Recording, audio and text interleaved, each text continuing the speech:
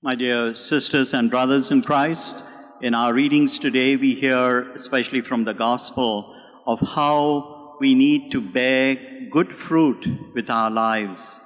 And good fruit or good attitudes or good actions flow when our mind is clear, when our mind is focused in the right direction.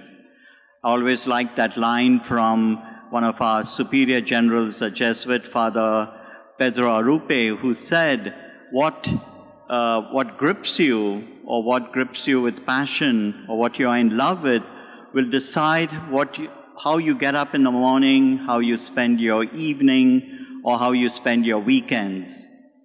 Well put, meaning if you are passionate about life or about a cause, you will go in that direction and do well. And we know in his own life, Father Arrupe, when he was present when the bomb fell on Hiroshima in 1945, he put everything aside, his own security, and worked for the victims of that nuclear holocaust that took place during World War II. Today's readings speak about doing good things. Remember reading just recently about a sister, a French sister. She's 93 years old.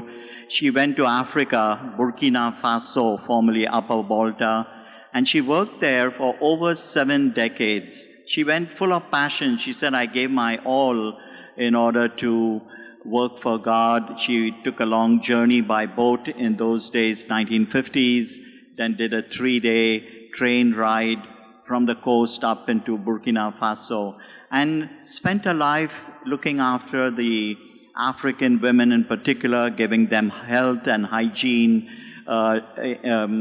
education. And now, in the evening of her life, she is knitting, saying, I want to prepare warm clothes for children when it is cold, etc. And her entire life has been one of goodness, of doing good things. Our readings tell us very simply, a good tree bears good fruit, and a bad tree bears bad fruit.